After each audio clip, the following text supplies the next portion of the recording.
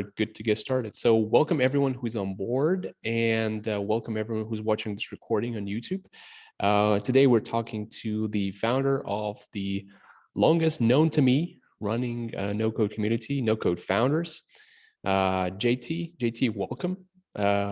We were just chatting that it's interesting that we have been in touch over all these years, almost all the time, and this is the first time we're speaking like face to face, not in person, but as close as you can speak to a person in today's day and age.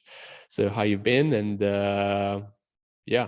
welcome to the episode. Thank you for having me. Good to chat. Totally. Yeah. So for those of you who may not be aware about what No-Code Founders is, it's as I mentioned, the longest running and probably the biggest and the most extensive and detailed no-code community that exists like a meta community in the no-code world. So there's obviously a lot of communities that are specific to a particular tool or platform, but No-Code Founders was the first and the only one I know, a community that united people from a variety of different preferences and tool sets to kind of hang out together and exchange ideas, speak about tools, and support themselves in each and every possible way in the no-code founder journey.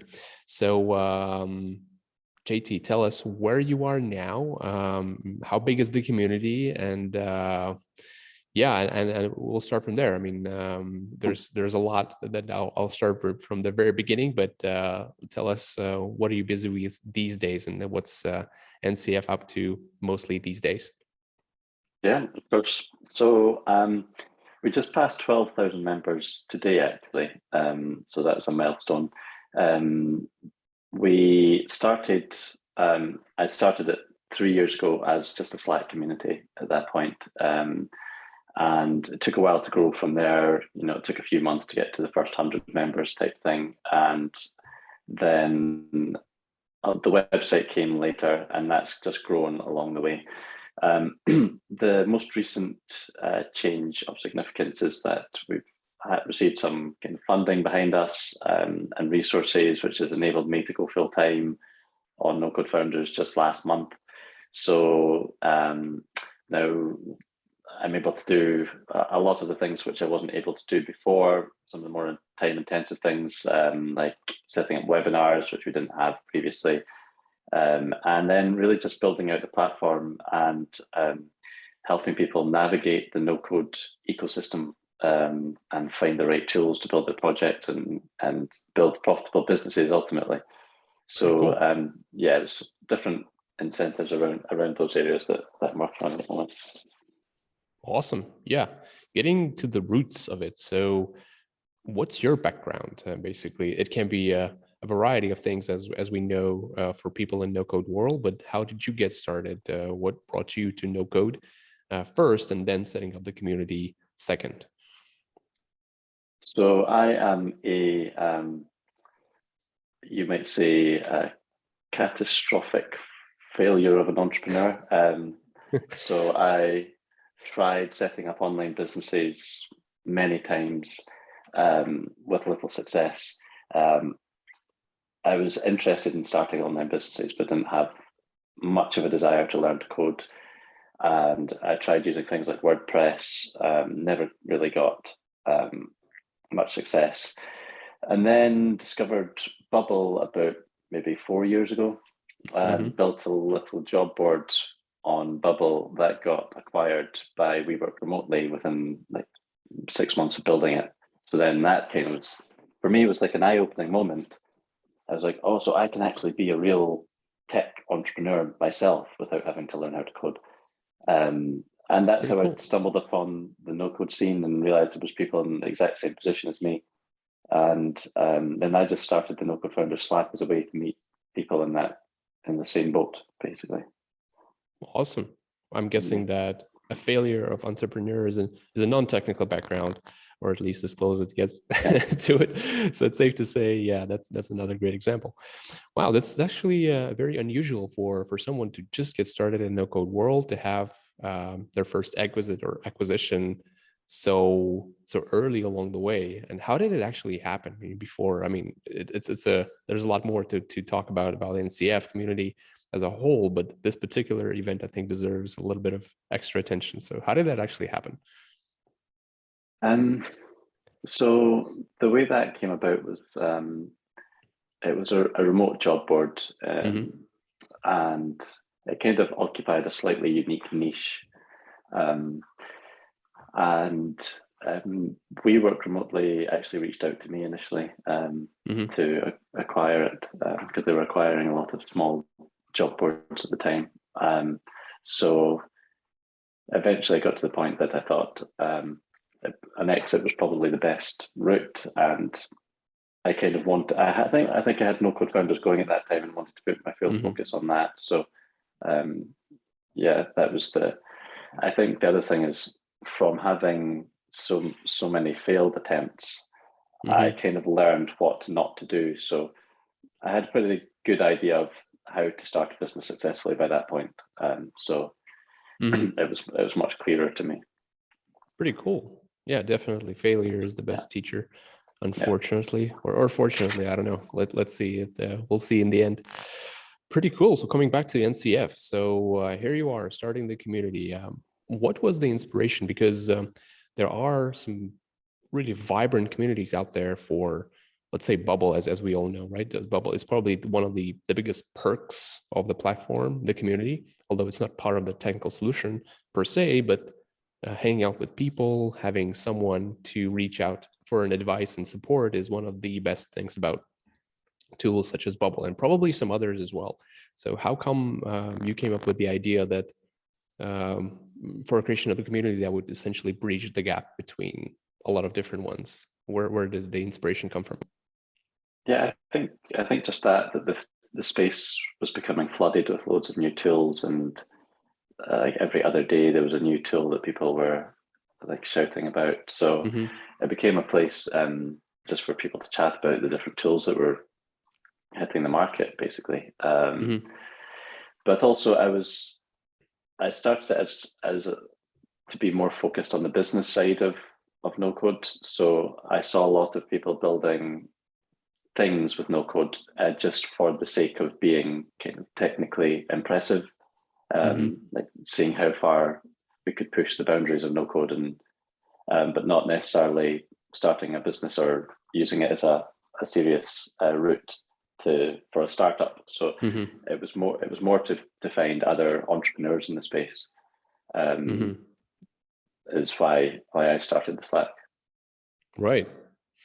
Yeah, you're probably right. It's so easy to build things with no code that people just go about, finding pleasure in the process. I'm guessing that it's a good thing from some perspectives, but then probably most of these projects never get monetized, and we'll get to that in a second. So about your, let's say, choice of tools. So being a no code enthusiast back in the day, and even having a clear example of your own of a possible no code exit, what was your initial, let's say, roadmap? And so you're saying you started from a Slack community. Why not, let's say, as a lot of people do, go ahead and try and build this thing up yourself from the ground up using no code tools? Why not go that route, which would be exactly what you said, right? Taking this technically to whatever the furthest point you're able to reach. So why using Slack for getting this thing up? I actually think it's a great idea, but a lot of people are trying to reinvent the wheel, and I just want to know, what was your mentality at that point? Yeah. So a couple of reasons. So the Slack at the time, Slack was kind of the buzzing place for a lot of communities. Maybe pivoting now towards Discord and things, but everyone was using Slack for communities. Well, a lot of people were, and Slack is already a place where a lot of people use it for their work, for like the day job, or so. With previous startups, I had learned the lesson of trying to educate users into having a new place to hang out, and it's very difficult to get people to go somewhere where they're not already like hanging out, whereas everyone was already hanging out on Slack. So it was really a decision to reduce the friction. Instead of having to onboard people onto my own platform, they're already on Slack. I can just send them a link and they had instant access. So it was about the friction, and that worked well. I actually think I probably should have gone more that way. I ended up building out a very complex site ecosystem, which in the long run has worked out well. But from a starting point of view, I could have probably had some kind of off-the-shelf events page, those kind of things, and not invested hundreds, if not thousands, of hours into the development of the site. So yeah, definitely. Yeah. I think that's a very valuable lesson for people that are just getting started. I mean, we all have aspirations to do something groundbreaking, to disrupt the market with our new ideas, but sometimes it is actually the best choice is to take something that does work, that people have some familiarity with. Like in case of Slack, this is a no-brainer. I mean, you can rebuild Slack in Bubble or maybe some other tools as well, but it doesn't mean that you should. So, and this is the case with a lot of tools. So I think the value of your particular startup was not in the tool itself, but rather than in the content and in the way people are using it to this day. So a very good point for people not just trying to be co-founders for the sake of, proving something to themselves first of all. So great lessons learned there. So moving on, Slack, and I believe that initially this was basically your whole tool set, but now it's much more than that. Obviously, looking at your website, it's very extensive. There's a lot of parts to it. There's a lot of modules. There's a lot of different sections with info points. So how did that expand from Slack, and what is your tool set today? I mean, what are the tools have you been adding over time, and what's your current setup? I wouldn't say final one, because obviously it never stops. Yeah, so I'm a big Bubble fan. I like the full stack nature of Bubble. So the site itself was pretty much built entirely on Bubble. Pretty cool. Zapier for the mailing list and a couple of automations. And that's pretty much it. And then MailerLite for our email marketing. Awesome. Yeah, I like to keep it very lean. Yeah, that's 100%. I'm behind you on this one. So usually there's a lot of, I mean, there's a couple of perspectives here in terms of the tool sets for people that are using to build stuff. So you can go, let's say, the Bubble way. I mean, there are alternatives, of course, to Bubble, but for the sake of this conversation and us both being Bubble fanboys, let's call it the Bubble way, when there's one platform that covers 99% of what you need done, and there's like this one remaining percent, or up to 10% of stuff, such as managing your email list or maybe doing some automation like Zapier does, and then you're pretty much all set. And then there's another take on this when people are building stuff with Webflow, Airtable, Zapier, and a few more in betweens, which probably has some pros as well. I've seen some great communities and applications built that way as well. So, but I'm definitely a fan of a leaner approach as well. Just get one tool, learn it, use it to build whatever you need to do, and off you go.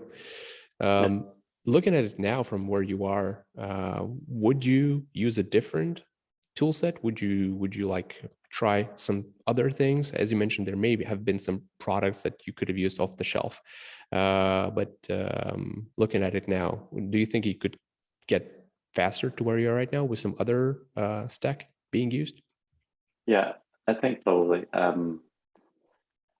don't regret using Bubble because it's amazing having member logins and having all of the content connected to those logins and things like that. But if I was to start another community, I would probably do a kind of off-the-shelf solution, some kind of thing where I could publicize events, maybe connect that to a Slack channel or Discord, and then because in reality, I've probably spent 1,000 hours at least on the site, Mm-hmm. whereas I could have probably spent 5 and then just focused on community initiatives for the rest of that time. So What, yeah. what's your take on bubble templates? That's probably an Yeah. option for people that are getting started. If it covers like most of what you need done, just play with the design, maybe tweak a function or two, and off you go. What do you think? Yeah, probably. Yeah. I think I Mm-hmm. actually did start with a template and then it just like went wild from there. But Nice. Okay. yeah, I'm obviously biased here because we are the biggest proponents of templated approach, which is not, again, a recipe for 100% of the cases, but it is sometimes, especially in the cases when it's not about the solution itself. It's mostly about how people are using it and what content and value this brings. So I think yeah, no code community is a great example of a template that might have just made things a little easier for you. yeah, definitely. Okay. So what do people actually do on the platform mostly? So what do people come to you for? What's the biggest giver and what's the biggest value for people hanging out on NCF, in your Yes. opinion, of course? Well, the traffic on the site would suggest that it's all about tools. Most people are looking at our tools page when it comes to the website, and most of the discussions in the Slack are tool-based questions. So I think people are still trying to work out what tools are the best for a specific use case or to build their site or app or whatever it is on. So and that challenge is becoming harder every day as more and more tools enter the space. And now we've got SaaS tools rebranding themselves as no code just to get a piece of the no code pie. So Yeah, it's funny. yeah. Essentially, everything that's not a code is a no code. Yeah. So pretty much any software piece out there can call themselves no code. But it's actually a good thing, I think, that people are trying to position themselves that way. It means that actually no code no longer has a no being no code is no longer a con. It's actually a pro. It seemed to be becoming a trend, which is great for everybody. That's right. But yeah, it is kind of funny because pretty much Zoom is no code as well, and literally Yeah. every every application on your laptop or on your smartphone. Okay, and yeah, people asking tools. I believe that it was a trend, and maybe still is. No code tools used to build applications with lists for no code tools. It was kind of an inception thing that was going on for years in the no code community. So is it still a thing? I mean, do people still do that, or is it not? Like, are people tired of it already? I don't know. I kind of tuned out a lot from a lot of the noise because there was no code founders, and then there was no code blank. Like there was 100 other startups with no code, and then another word at the end. So I kind of became a bit numb to all the different things that were out there. So I really don't know. I don't keep my finger on the pulse so much Right. on all the different things that are being added. Mm-hmm. But there's definitely some great databases. I think there's still no code list, which was done quite Yeah, I a few mean, there years are ago. a few very good ones, and I'm Yeah, not diminishing the work or the value that people have invested into it. yeah, It's just like at some point there was like 10 or 15, with a few of them being, surfacing almost every week. I was like, okay, enough yeah, no code yeah, lists about no code yeah, tools, and I was yeah. like, okay, okay. So continuing what you just said, what are you mostly busy with these days then, if it's not actively engaging in the conversations and directly interacting with people, which I guess like was a thing at some point where you were just getting the community started? What's your role, and what takes the most of your time as a no code founder these days? Yeah. I think actually probably I'm more on the community side of things now. So I'm more focused on one-on-one interactions with community Mm-hmm. members and finding ways that we can grow together. So I'm looking at different initiatives, how we can do hackathons, that kind of thing, working together to build no code startups. So it's kind of gone full circle. Started with the Mm-hmm. community, then moved to the product side, and then back to community. But I think there's probably still more work to be done on the product side of things, as in the Mm-hmm. No-Code Founders website, and helping people navigate the tools is still a massive challenge for people, and people are coming at no code from so many different angles with so many Totally. different levels of experience, and helping people find those paths through no code is the big challenge. So I'm still working on that one, and it's probably an ongoing job. Yeah, totally. I think Paul Graham said at some point, do things that don't scale. So you can't really scale one-to-one interaction with the founder. So, and that's one of the things that are probably giving you the most value and helps your growth the most. Pretty cool. Yeah. There are a few questions that people are asking in the chat, and I will ask the ones I'll go through all of them, but I'll ask the ones that are relevant for the current topic of the conversation. There's a question about what are some of the biggest success stories, size and adoption of apps that you have seen in the community, have stumbled upon, maybe even had a chance to talk directly with the founders. What are the, I'm sure that there's been quite a few, but what are the first that come to mind? So it's interesting. Often some of the most successful ones, you don't hear as much about them because they don't talk about the fact that they're built with no code. They try to keep that quiet.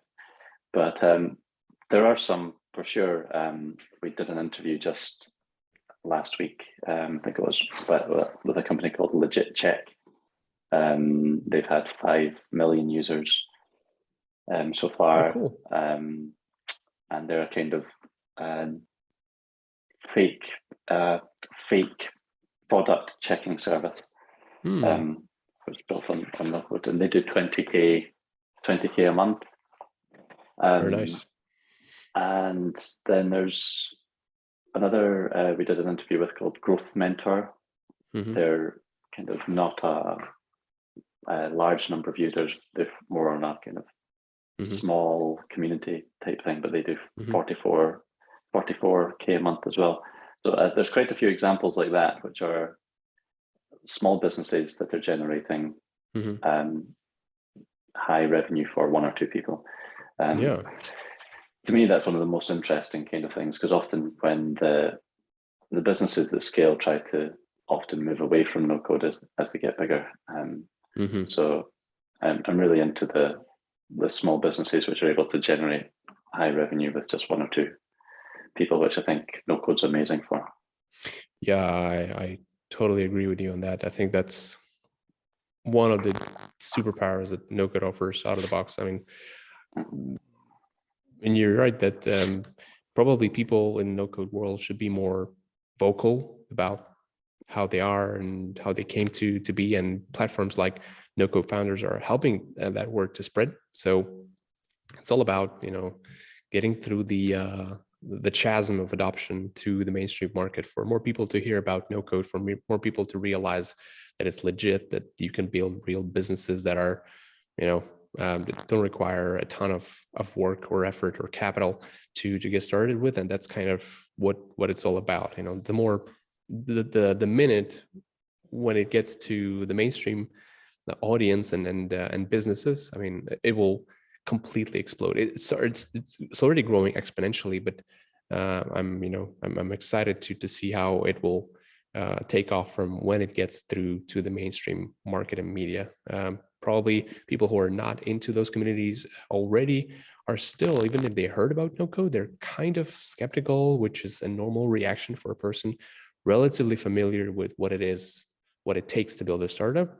But the fact that they are skeptical towards no code is just because they didn't hear a lot about successful companies, such as the ones that you just mentioned. I mean, a few people generating like $40,000 a month. I think it's an example of a great lifestyle business that a lot of people can aspire to. So definitely that's one of the missions I think that NCF is very largely contributing to. So thank you very much for that. All right.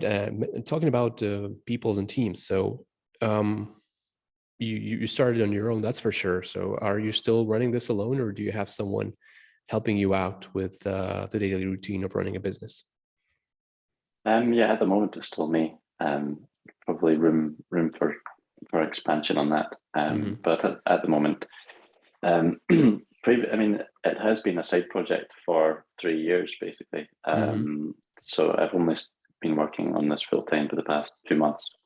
So um, I'm still in the process of trying to see how far I can get it on my own. And but yeah, I think there's definitely room for that. Pretty good.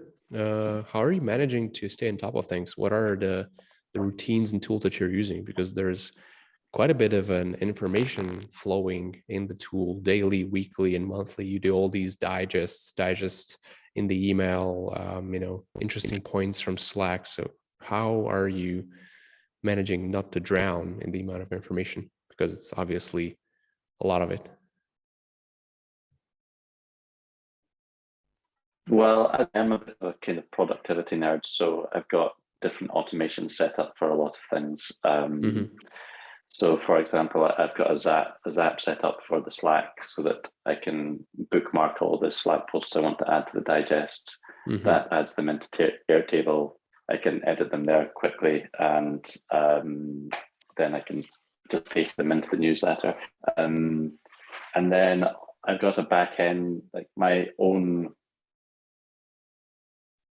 back end built in dashboard for the site where all the different content comes into. So the posts on the site, the um, new users, everything like that. And I can manually check everything that's coming through, making sure it's not spam, and I can approve that content. And those approvals have Zap set up as well, which takes them to the relevant places. So it takes it to the buffer queue for sharing, Hmm. it adds it to my Airtable for adding into the newsletter. So I have kind of a morning daily process where I go through my admin panel and Hmm. approve the content, and then I can just schedule it all there for newsletter and social sharing and all those things. Um, but Very yeah, I cool. think that's the other great superpower of Bubble that doesn't get mentioned as much as like the back end workflows that you can create for your own internal Yeah, processes. it's definitely not obvious that Bubble is a super powerful backend tool. So definitely, I'm sure that this is something that the Bubble team should be working on. I mean, I'm guessing that they know better, but people are usually amazed that Bubble can actually be used as a completely backend first application, like no GUI, no nothing, just taking care of things in the background and just working with the APIs and stuff. Coming back to the previous question before we're too far from it about the growth Yeah. and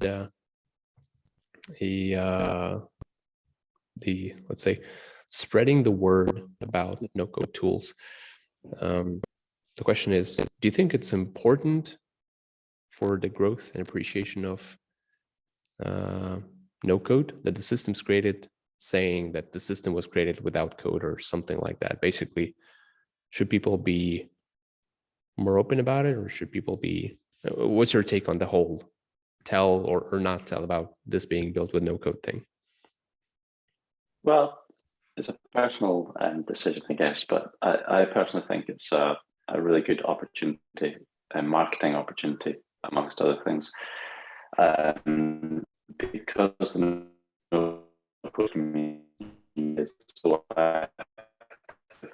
being built, and it is like a very easy first little niche that you can kind of get a foothold of when you're launching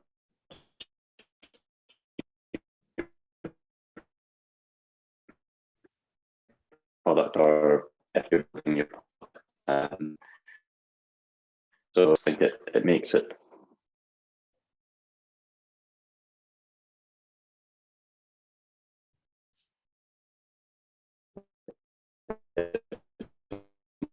much easier to do all those kind of feedback loops and things, which is important. So yeah, I think it's a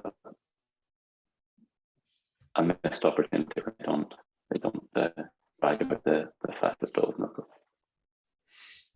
Yeah, I agree with you. I actually think that for the end user, this is probably not that important. I mean, whether it's built with code or no code or Java or whatnot, but for people that are looking for inspiration and for people looking for validation,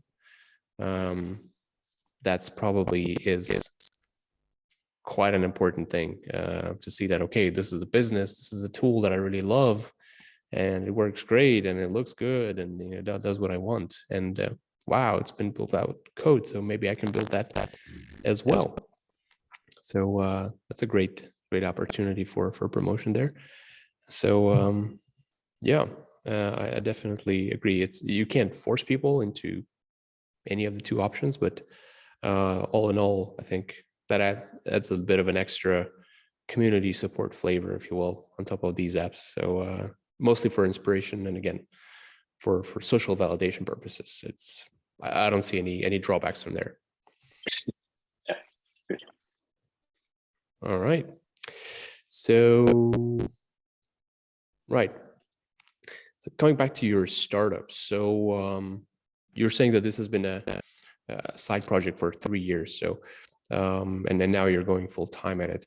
So have you been monetizing the startup in any way? And if yes, then what were the channels, and what was your primary, let's say, monetization way or approach since you got started?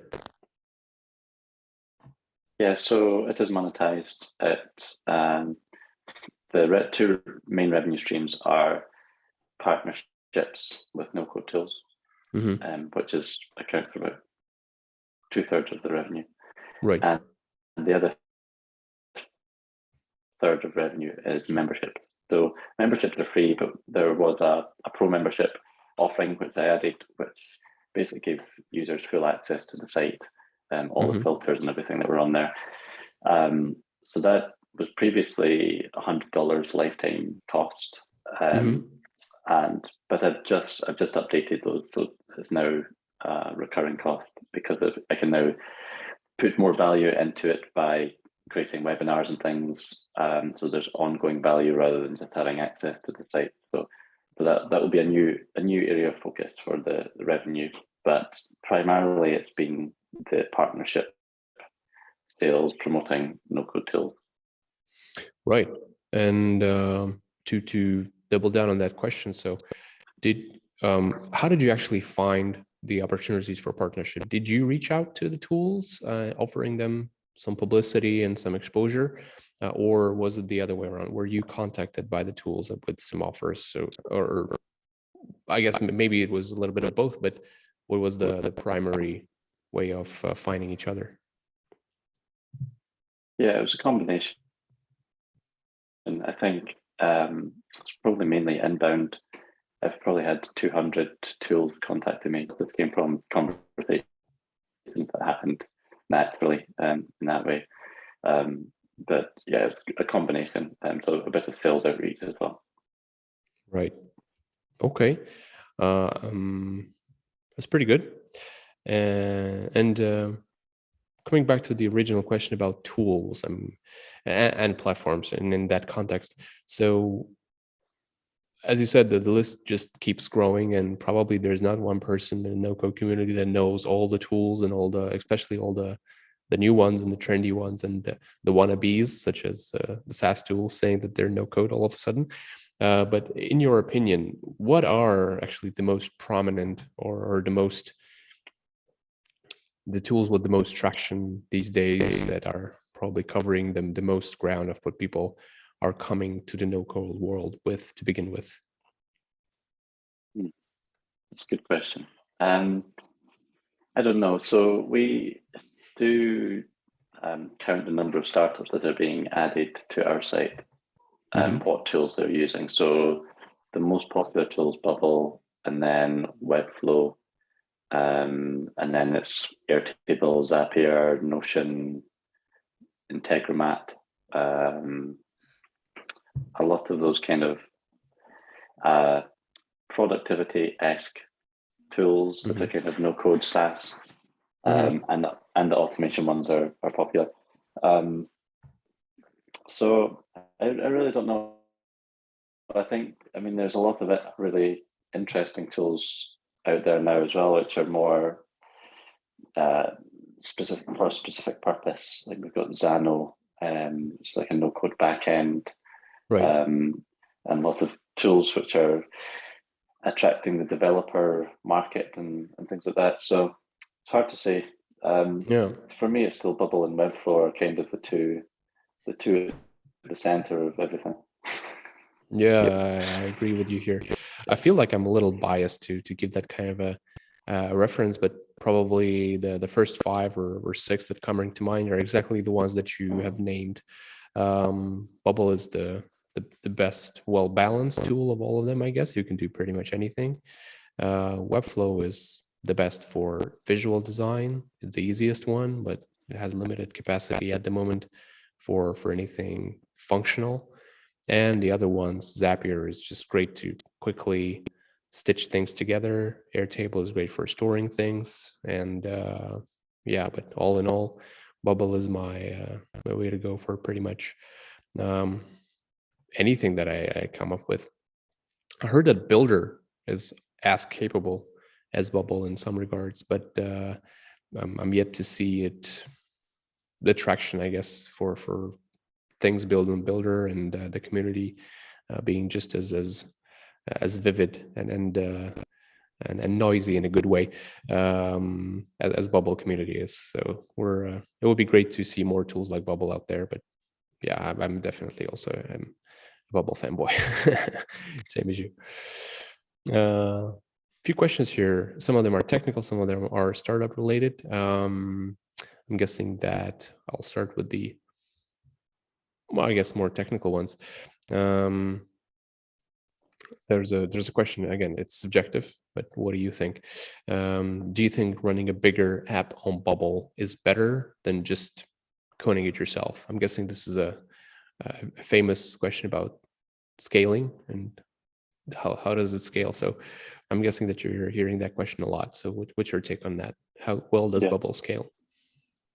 Well, you probably have much better insight into this question than I do. I'm not too sure about how well Bubble scales. To me, it would seem to scale well enough for most applications that people are going to create that are going to go to market. Like in reality, most things aren't going to get the number of users of Twitter or something like that. So for a small to medium sized business, I think it's perfectly suitable. I personally think it's if you're going for massive scale in terms of users and therefore capacity, I still think it's better to start with Bubble than coding it, because you can recode it later if needed. But what's far more important is being able to get to market quickly and being able to make changes quickly, fix bugs quickly, which Bubble can do so much faster than all of those things. So the time investment is the thing. I in the past have spent so much time building up a startup and then it doesn't make any money. And you can validate your ideas and your assumptions so much quicker with Bubble. So for me, it's the way to go, even if eventually you have to leave Bubble. I mean, that's a good thing if you get to that point. Yeah, it's a good problem to have. Yeah, totally. Exactly. Yeah, I agree. I'm yet to see a startup which would all of a sudden, from the first or second try, would get such a big number of users that they couldn't handle it on the chosen platform, whatever it is, Bubble or anything else. So it will take some time and some iterations for you to validate whatever the ideas that you have in the very beginning. And you'll definitely save a lot of time and money doing this on Bubble. So I fully agree with JT here. Bubble is great to get started, even if you expect or plan at a certain point to have a large number of users. You can't be sure that what you're offering will attract even a moderate number of users until you actually get some real life feedback from it, and then realize some of the obvious mistakes that you've made with the assumptions in the very beginning, which is inevitably going to happen. And then, Bubble is the best tool to fix that and move on. So definitely. And that there are very strong opinions that Bubble is actually super scalable in terms of the volume that it can handle. And there are some good examples of apps with large number of transactions and usage and overall number of users as well in the community. We recently spoke with Peter Amley, which is a big proponent of that idea. And basically, it all comes down to, how are you planning for that? What's your structure? I mean, how are you moving data around? I mean, which volume of data needs to be downloaded when the page is being opened on your application, and stuff like that. So to cut the long story short, if you build it right, it will scale perfectly. So that's my my take on that as well. And yeah, as JT mentioned, if ever at some point you were in a situation when you're having so much success that Bubble can't handle you anymore, you're probably in a good place, and it's a good problem to have. So yeah. By the way, again, a question about scaling. I'm pretty sure you're aware of this, but there was a pricing scare and that happened recently in the Bubble community. It was handled nicely, and people are I guess mostly satisfied, but there's still a bit of uncertainty in terms of where this would go for a lot of people. So what do you think based on that event? Is it wise to always have a plan to migrate to a coded model once the cash flow is there? Or what would you say on that question, code versus no code, in the context of sudden changes that might occur on the platforms, Bubble not being the only example? So this might happen to probably a lot of platforms.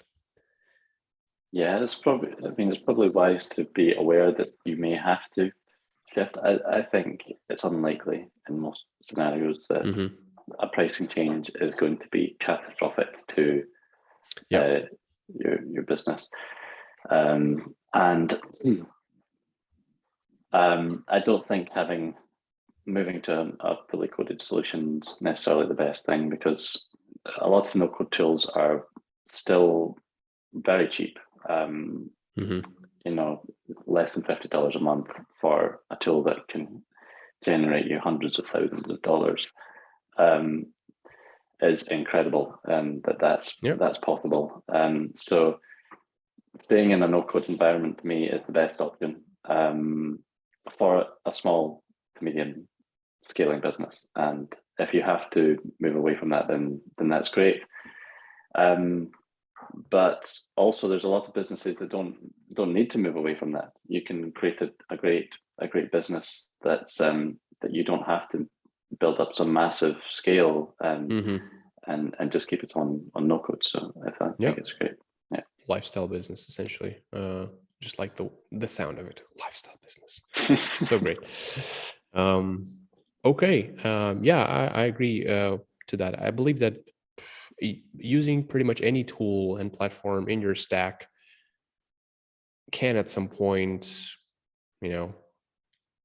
change. But Bubble as a platform, I think they're genuinely interested in people sticking with them, betting on them, and building a long-term businesses, lifestyle or not, on Bubble. So, and anyone can make a mistake. I think Bubble has demonstrated that they're very much willing to listen to people that were not that enthusiastic about their new pricing changes. I believe that this is something that is also worth mentioning and worth noting, that even if there is somewhere a wrong turn on the way, Bubble is a place where you can talk to the founders directly and to the team directly, and you will be heard. I think this is a very valuable takeaway for me, and hopefully for a lot of people who are hanging out on this platform, that basically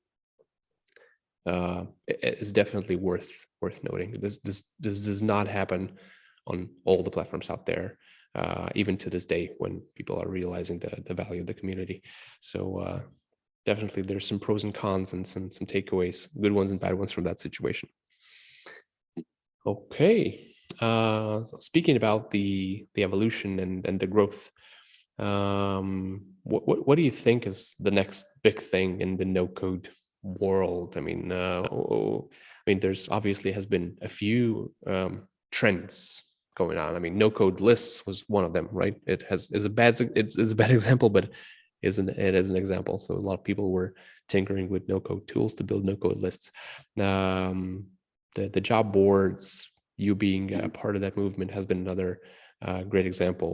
Marketplaces and stuff. So, in your opinion, what do you think is the next big thing?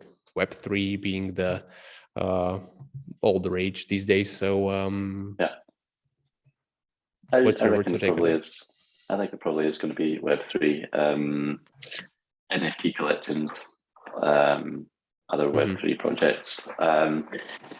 I think Builder, you mentioned Builder, they're Yeah. really leading the way in pivoting no code towards Web3. So they've got some really interesting ideas.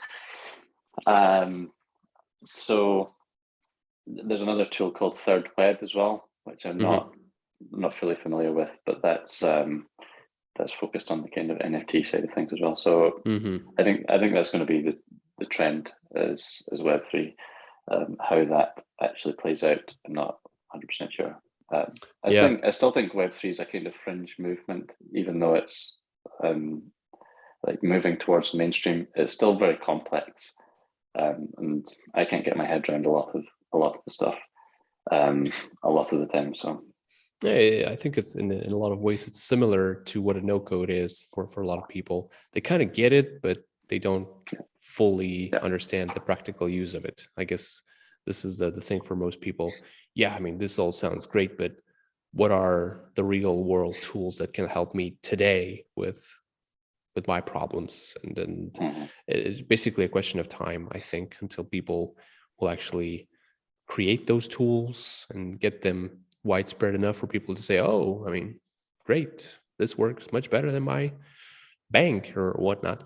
And then will probably kick in. But I'm guessing that every new trend or technology has to pass that chasm, which we're both are sharing with Web3 and no code at the moment. So I can kind of get that where they are now.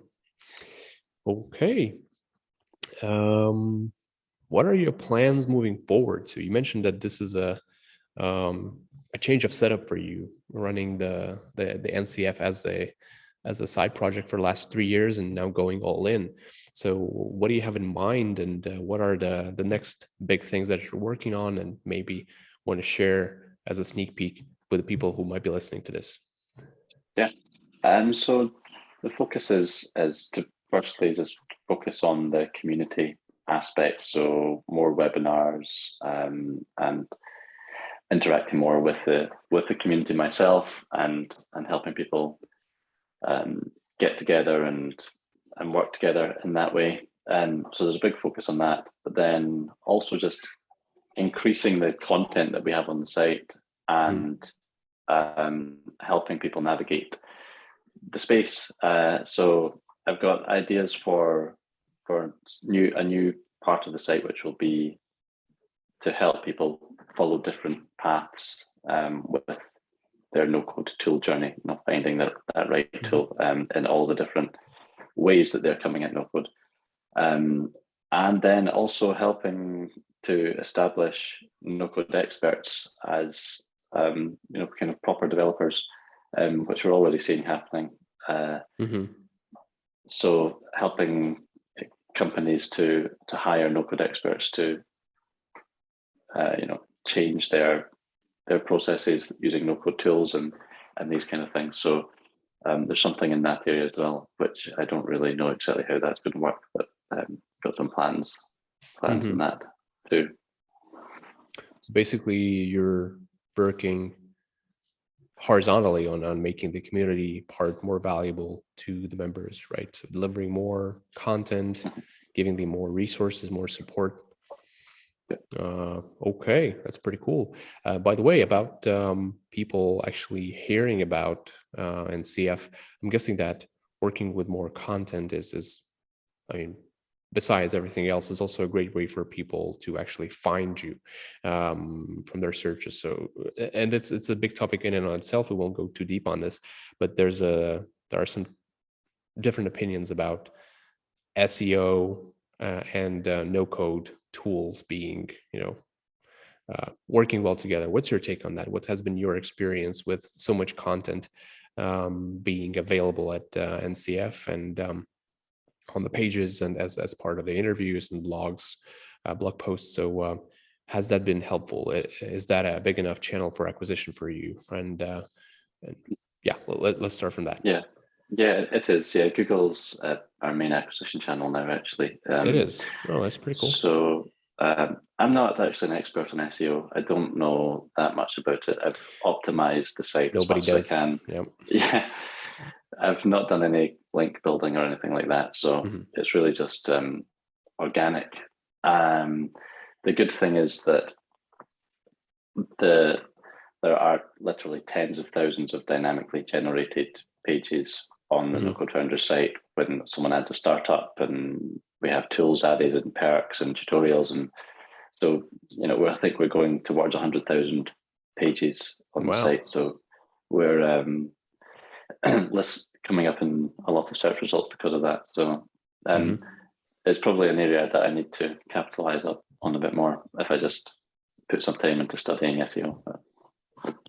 Well, if the Google is your primary channel of acquisition, it means that you're doing something right, because there's a lot of opinions that basically Bubble is absolutely no good for SEO and etc. Because and NCF looks like it's a great example of that not being the case, because it's definitely Google, in my experience, has a larger preference to static websites, which are simple HTML based that sit tight while Google indexes them, while Bubble being completely the opposite. It generates stuff on the fly.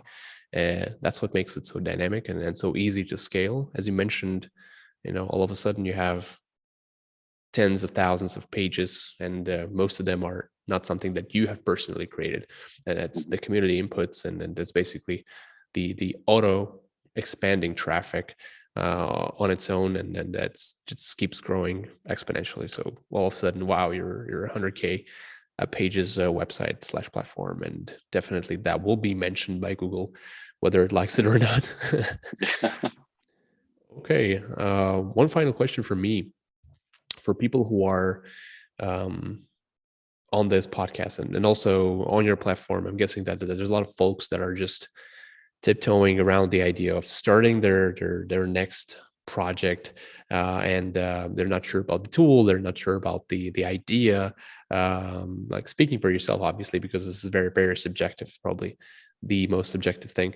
If you would do like a completely new project from scratch, year 2022, with the knowledge and the understanding of the environment as you have right now, what would be the project, or maybe a few projects, that you would actually start yourself, and why?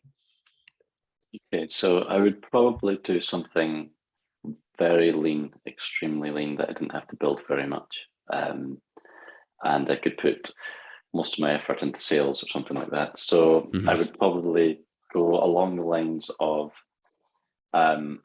micro SaaS for a very niche business in the B2B sector, that I could charge $50 to $100 a month, or a newsletter, a paid newsletter, or a free newsletter, which is a very simple stack, a blog, or I actually think agencies are still a great area.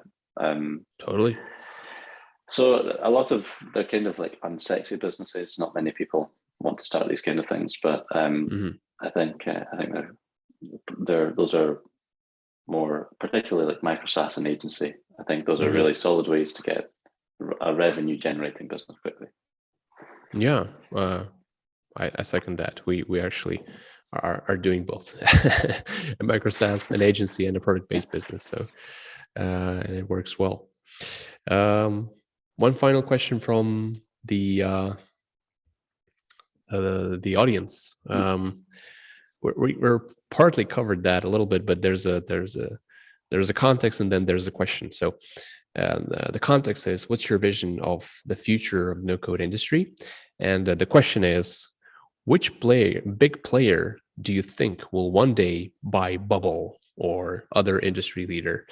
Well, this has been a talk for some time about Google buying Bubble or something like that. So what's your take on that? Do you think that Google will buy Bubble, or will Bubble buy Google at some point? So I don't know. I mean, Google have already bought AppSheet, Yeah, which is a much more simple tool. I feel like Bubble doesn't fit into Google's simple ecosystem. I don't know. I'm not sure if they will get bought. I don't know. I can't say on that one. right. I did read yesterday that Apple aren't investing too heavily in no code. They're staying towards the code side of things. So They're biased. yeah, they're biased.